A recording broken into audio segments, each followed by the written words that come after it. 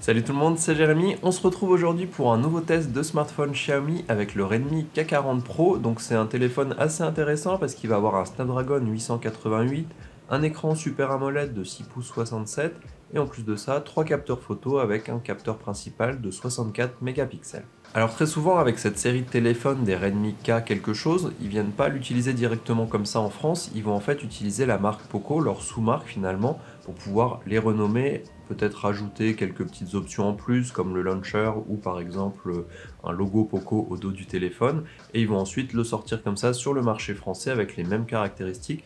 Donc c'est tout à fait possible que ce modèle revienne dans quelques semaines ou quelques mois sous un nom tel que Poco F3 Pro par exemple.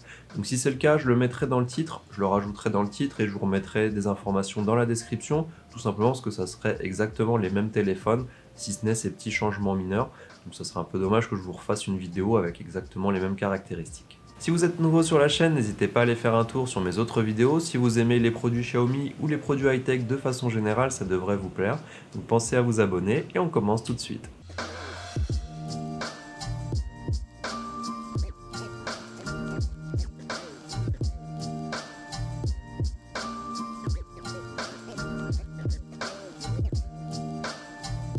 Alors comme je vous l'indiquais, ici on est sur un modèle vendu en Chine, donc qui vient directement de Chine depuis le site Trading Shenzhen, donc c'est là où je l'ai acheté.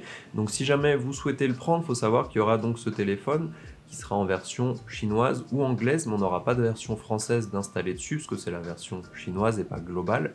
Donc on va pouvoir par contre le rajouter en utilisant la ROM Xiaomi EU, donc on va pouvoir rajouter en l'installant soi-même finalement. Niveau prix, il est vendu au prix de 477 € dans sa version 8 Go, 128 Go de stockage, et au prix de 517 € à peu près sur sa version 8 Go, 256 Go de stockage. Donc je vous mettrai les liens dans la description, et on va pouvoir le trouver en noir, bleu ou blanc.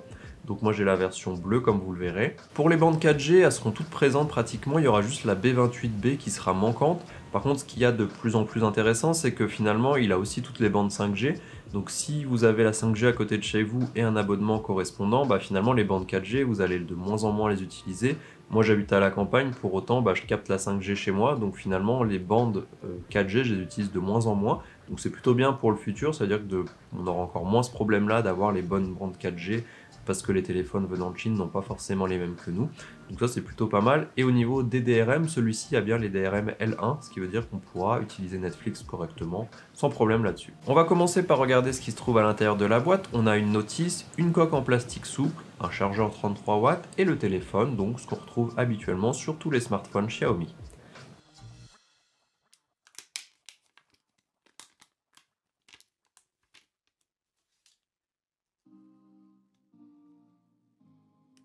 Pour le design, on est sur la version bleue sur ce modèle, comme je vous le disais. Le contour du téléphone a un aspect bleu métallique. Par contre, le dos a de jolis reflets qui, en fonction de l'angle, le rendent parfois vert, parfois bleu, parfois gris ou encore rose. Donc c'est vraiment très, très joli comme effet. Pour les dimensions, il mesure 163,7 sur 76,4 sur 7,8 mm pour un poids de 196 grammes. Sur le dessous, on retrouve le tiroir dual SIM 5G sur les deux SIM, le port USB-C et un haut-parleur. Sur le côté droit, les boutons volume et le bouton power qui fait aussi office de capteur d'empreinte. Sur le dessus, un deuxième haut-parleur et un capteur infrarouge. Et sur le côté gauche, il n'y a rien du tout. Sur le dos du téléphone, on retrouve les trois capteurs photo qui ressemblent un peu à ce qu'on a sur le Mi 11 au niveau du design. On aura par contre ici un capteur principal de 64 mégapixels, un capteur ultra grand angle de 8 mégapixels et un capteur macro de 5 mégapixels. On remarquera au milieu de tout ça qu'on a un genre de micro qui est présent et ce qui devrait donc améliorer la qualité sonore en prise de vidéo, ce qu'on verra un petit peu plus loin. On notera aussi la certification IP53 sur ce smartphone et je vous montre ce que ça donne avec la protection incluse.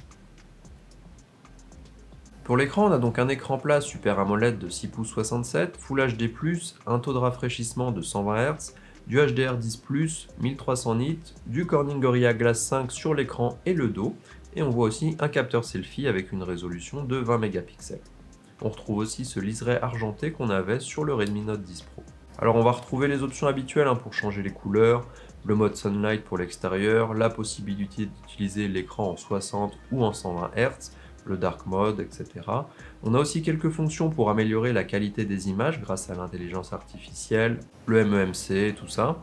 Dans l'ensemble, l'écran est agréable à utiliser, on peut l'utiliser facilement en extérieur avec cette luminosité qui est assez importante, on a un écran 120 Hz qui est fluide à l'utilisation, et en plus on peut venir personnaliser facilement les couleurs grâce aux différentes options, donc c'est très agréable à utiliser finalement. Le lecteur d'empreintes est lui aussi rapide pour le déverrouillage, il est sur le côté, alors on ne sait pas trop pourquoi ils l'ont pas mis sous l'écran, alors qu'on a de la AMOLED dans ce cas-là. Alors sans doute que c'est surtout lié au châssis qui était déjà peut-être utilisé sur d'autres modèles et que c'était plus simple de faire ce choix-là. Pour la partie puissance, on a un Snapdragon 888 avec 8 Go de RAM et de la LPDDR5 et 256 Go de stockage en UFS 3.1, donc c'est le même processeur qu'on peut retrouver sur le Mi 11. Forcément, avec quelque chose d'aussi puissant, on n'a aucun souci en utilisation standard et même plus. Niveau benchmark, j'en ai fait plusieurs. Sur AnTuTu, on obtient un score de 729 557. Sur PCMark, on obtient un score de 13 247. Et pour ajouter un peu plus de benchmark, cette fois j'ai lancé un benchmark sur 3D Mark Wildlife qui se concentre davantage sur la partie graphique et on obtient un score de 5803 avec un FPS moyen de 34,8 et à peu près la même chose sur un test d'une durée de 20 minutes. Alors j'ai pu jouer à Call of Duty Mobile avec les settings au max ou encore à Genshin Impact avec là aussi les paramètres élevés et comme vous le voyez sur les images, il n'y a pas eu de ralentissement.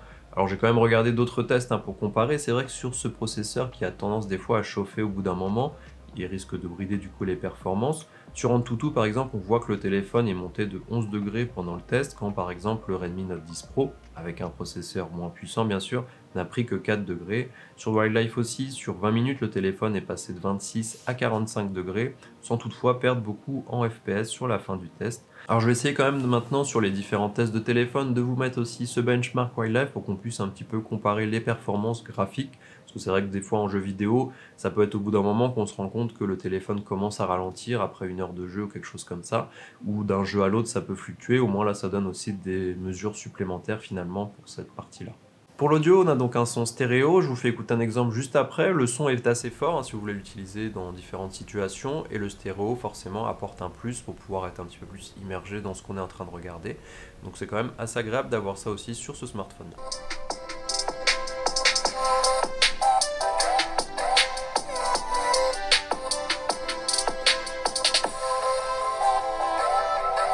Voici un enregistrement audio fait avec le magnétophone du téléphone pour vous donner une petite idée de ce que ça donne en utilisation dans une conversation téléphonique.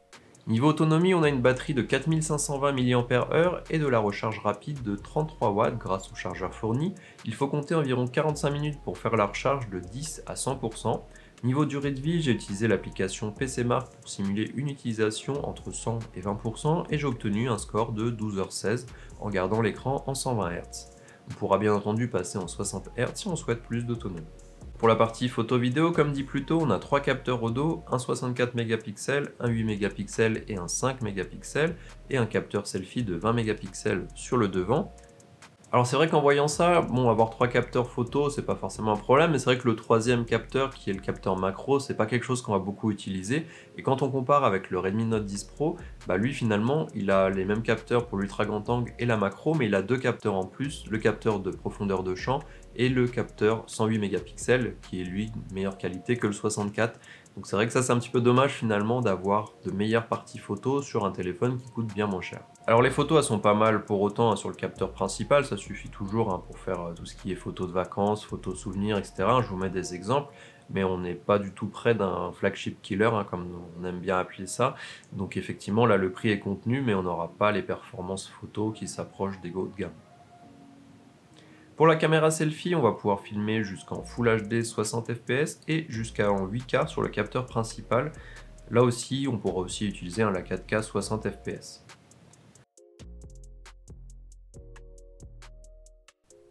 Voilà un extrait tourné avec la caméra selfie du Redmi K40 Pro. Voilà un extrait tourné en 4K avec la caméra principale du Redmi K40 Pro. Alors autre point amusant sur la partie photo, on va pouvoir utiliser le capteur pour mesurer sa fréquence cardiaque. Les résultats sont équivalents à ce qui s'affiche sur ma Mi Watch, donc ça doit quand même rester assez précis. Après le souci, c'est que vous avez des traces de doigts sur le capteur photo après chaque mesure. Alors pour conclure, ici on a un téléphone qui a des points forts intéressants. On a un Snapdragon 888 qu'on retrouve d'habitude sur le Mi 11 ou sur des concurrents haut de gamme aussi. Donc ça permettra d'avoir pas mal de puissance pour pouvoir jouer et pouvoir le garder sur le long terme, parce que là on a un téléphone qui est aussi en 5G.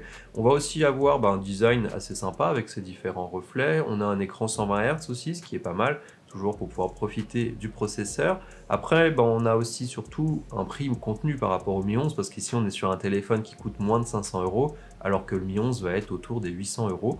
Donc, par contre, on n'aura pas la même qualité sur l'ensemble du téléphone, parce que ici c'est vrai que son point négatif, on va dire, c'est la partie photo, tout simplement parce que ici on va avoir des performances qui seront moins bonnes que le Redmi Note 10 Pro, qui lui coûte 2 fois moins cher quand même.